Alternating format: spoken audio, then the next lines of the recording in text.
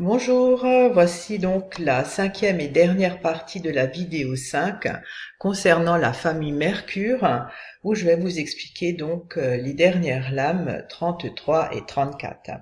Alors, je puise la majeure partie des informations de ces cartes dans le livre officiel qui a été créé par Ludovic et Fabien, donc qui ont créé et le jeu et le livre. Et donc, c'était juste pour les relater et les agrémenter de mes expériences parfois supplémentaires lors de mes tirages. Alors, les auteurs ont classé donc les cartes 19 à 34 dans la famille Mercure. Et en astrologie, la planète Mercure est toujours une planète de communication, de pensée. Donc, c'est plutôt dans le mental, on élabore, on réfléchit.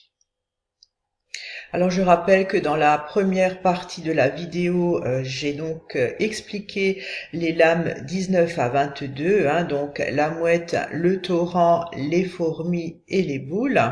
Dans la partie 2 donc de cette vidéo 5, j'ai expliqué les lames 23 à 25, la tour, la roche et la girouette. Dans la troisième partie de cette vidéo 5, il y a donc eu les explications des lames 26 à 29, les allées, le labour, la grange et les noix. Et donc dans l'avant-dernière partie 4 de cette vidéo 5, j'ai expliqué l'interprétation des lames 30, donc les feuilles, 31 l'évêque et 32 la sécheresse. Donc je mettrai les liens sous cette vidéo des 4 premières parties pour les personnes qui souhaitent les regarder. Donc cette dernière partie 5 concernant la vidéo 5, je vais donc essentiellement parler des lames 33, la crue, et 34, l'océan. Alors avec la carte 33, la crue, vous voyez que l'étoile, donc c'est cette graduation subtile que les auteurs ont précisé sur chaque carte. L'étoile est encore au milieu, c'est-à-dire qu'elle est du côté gauche vers la croix sombre. Donc c'est un côté plutôt négatif, c'est pas très positif, mais elle est encore au milieu.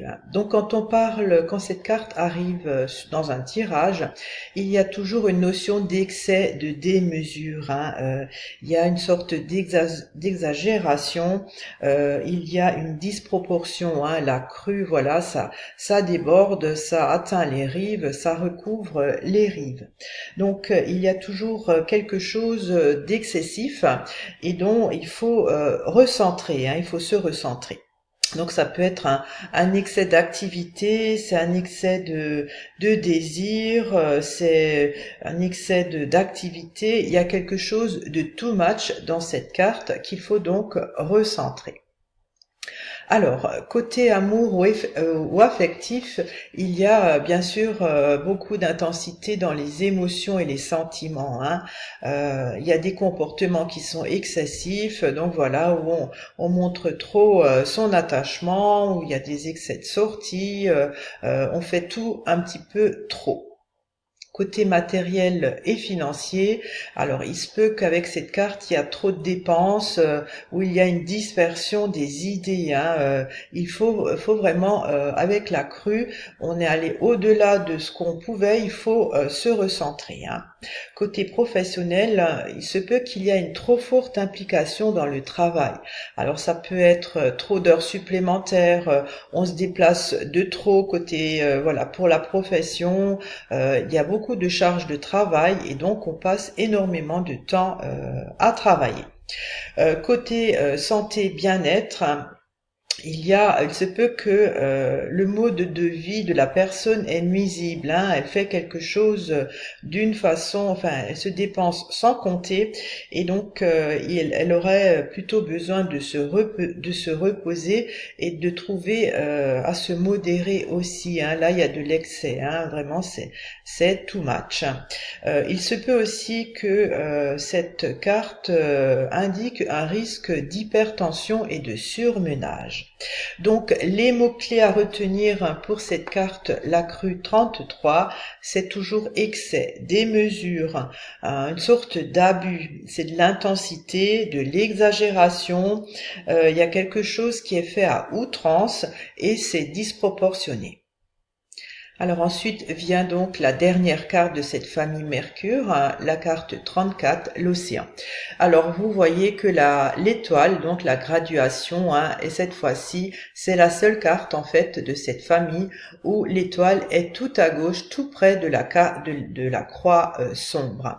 Donc ceci indique quand même une forte influence négative de cette carte, côté mental, puisque voilà, Mercure c'est le mental, c'est les idées qu'on a, c'est l'état d'esprit, et donc cette carte indique toujours une certaine confusion, un égarement, de l'incertitude. La personne ne sait plus très bien réfléchir parce qu'elle est perdue, elle est dans une sorte elle est désorientée, elle manque, il y a perte de repères. Vous voyez, l'océan, ça recouvre tout. On ne voit pas ce qu'il y a en dessous et c'est vraiment pour la personne un moment de confusion intense. On ne peut plus réfléchir parce qu'on ne retrouve pas ses repères. On est comme désorienté.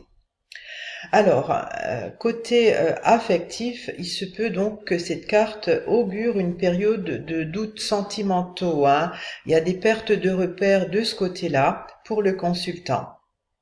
Alors, il se peut aussi très bien qu'il y a un ami ou un membre de la famille qui part à la dérive et que ça affecte la personne. Côté matériel financier, il y a aussi une sorte de confusion, mais par rapport donc au projet que l'on mène. Il se peut aussi qu'il y ait un risque de perte de temps et d'argent. Le budget peut être avec cette carte également très mal maîtrisé. Côté professionnel, il y a également aussi une certaine confusion dans la profession, beaucoup d'incertitudes sur le choix du métier ou alors des études, si la personne est en pleine recherche professionnelle. C'est pas une carte très structurante pour elle.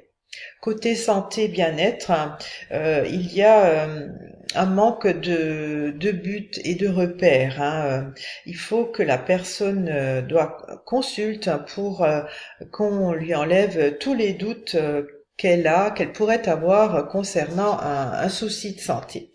Donc pour cette carte, les mots-clés, donc la carte 34, l'océan, c'est toujours égarement, incertitude, des doutes, une confusion. Pensez toujours l'océan recouvre tout. On ne voit plus rien, on ne sait plus où on en est, une désorientation et donc une perte de repères.